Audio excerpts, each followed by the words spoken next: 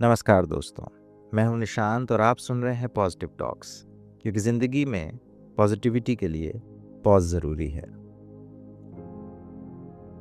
रिश्तों को समझने में हम अक्सर शब्दों से धोखा खा जाते हैं, खास तौर पर दो शब्दों से, लव और केयर। समय के साथ बहुत से रिश्तों में केयर बना रहता है, लेकिन लोग उसे ही लव समझने लगते हैं। क्योंकि केयर दिखता है, वो रोज़मर्रा की छोटी छोटी चीज़ों में दिखाई देता है, जैसे खाना खा लिया, दवा ले ली, थक गए हो क्या। ये सब बहुत कीमती है, लेकिन मनोविज्ञान कहता है कि केयर हमेशा लव नहीं होता। कई बार केयर सिर्फ हैबिट या आदत बन जाता है। जब दो लोग लंबे समय तक साथ रहते हैं तो ये एक रिदम बन जाती है, एक रूटीन, एक व्यवस्था। कौन क्या करेगा, किसे याद दिलाना है, किसे किस चीज़ की आदत है। और धीरे धीरे ये सब इतना स्वाभाविक हो जाता है कि हमें लगता है यही प्यार है। लेकिन भीतर कहीं भावनाएं उतनी जीवित नहीं होती जितनी दिखती हैं। यहाँ एक छोटा सा फर्क समझना ज़रूरी है।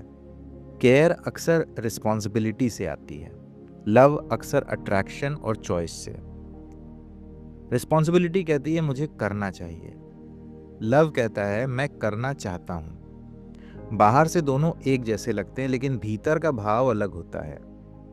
शादी के रिश्ते में ये फ़र्क और भी दिलचस्प हो जाता है, क्योंकि शादी सिर्फ दो लोगों का साथ रहना नहीं है। ये एक ऐसा वादा है जिसमें दो लोग अपना जीवन, समय, निकटता और शरीर तक एक दूसरे के साथ साझा करते हैं। समाज ने विवाह को यूं ही नहीं बनाया।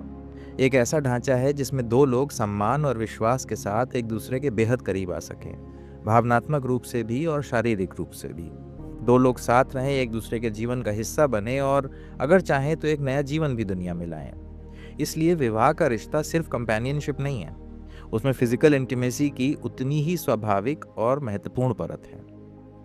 यहीं एक बात साफ समझनी पड़ती है। हम अक्सर लस्ट या डिजायर शब्द से असहज हो जाते हैं, जैसे उसमें कोई हल्कापन या कमी हो। लेकिन सच ये है कि आकर्षण और चाह रिश्ते की बहुत सच्ची भाषा है। डिजायर प्रिटेंड नहीं करती, वो जब होती है तो हम सच में किसी की तरफ खिंचते हैं। जब सामने वाले की मौजूदगी सिर्फ परिचय नहीं लगती, बल्कि भीतर कुछ हलचल पैदा करती है। यही कारण है कि कई लोग मानते हैं कि विवाह में फिजिकल अट्रैक्शन का होना स्वाभाविक नहीं, बल्कि ज़रूरी भी है, क्योंकि ये वही ऊर्जा है जो रिश्ते को सिर्फ व्यवस्था बनने से बचाती है। और यहाँ एक और संवेदनशील बात आती है। आज के समय में अक्सर ये माना जाता है कि शारीरिक निकटता जितनी जल्दी शुरू हो जाए उतना बेहतर। लेकिन मनोवैज्ञानिक दृष्टि से इसे एक और तरह से भी देखा जा सकता है। मानव मन में नॉवेल्टी का बहुत बड़ा महत्व होता है। जो चीज़ धीरे धीरे खुलती है उसका आकर्षण लंबे समय तक बना रहता है।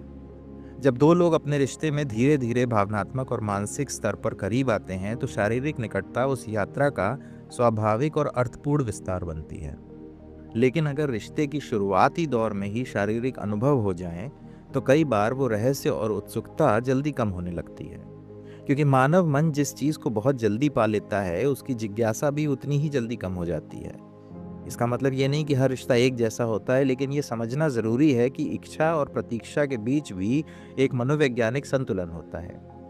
जब दो लोग विवाह तक अपने आकर्षण को संभाल कर रखते हैं तो वो सिर्फ सामाजिक नियम का पालन नहीं होता। कई बार वो उस उत्सुकता और ऊर्जा को भी सुरक्षित रखता है जो शादी के बाद रिश्ते में नई गहराई ला सकती है। और जब दो लोगों के बीच आकर्षण सच में मौजूद होता है तो वो सिर्फ शरीर का मामला नहीं होता, वो इस बात का संकेत होता है कि सामने वाला व्यक्ति अभी भी आपको आकर्षित करता है, आपके भीतर जिज्ञासा जगाता है। वो सिर्फ मेरे पति या मेरे पत्नी नहीं रह जाता, वो अभी भी एक इंसान है जिसकी ओर आपका मन और शरीर दोनों खींचते हैं। अगर रिश्ते में सिर्फ रिस्पॉन्सिबिलिटी बच जाए और अट्रैक्शन पूरी तरह गायब हो जाए तो रिश्ता चलता तो है, लेकिन उसमें जीवंतता कम हो जाती है। स्वस्थ विवाह शायद 3 परतों के संतुलन से बनता है: साथ, देखभाल और आकर्षण। साथ हमें सुरक्षा देता है, देखभाल हमें सहारा देती है और आकर्षण हमें याद दिलाता है कि यह रिश्ता सिर्फ आदत नहीं है और अब भी उसमें चाह है। और शायद प्यार की सबसे सच्ची पहचान भी यही है, जब सालों साथ रहने के बाद भी सामने वाला व्यक्ति आपके लिए सिर्फ एक जिम्मेदारी नहीं बनता, वो अब भी कोई ऐसा है जिसकी तरफ आपका मन और आपका शरीर दोनों लौटना चाहते हैं।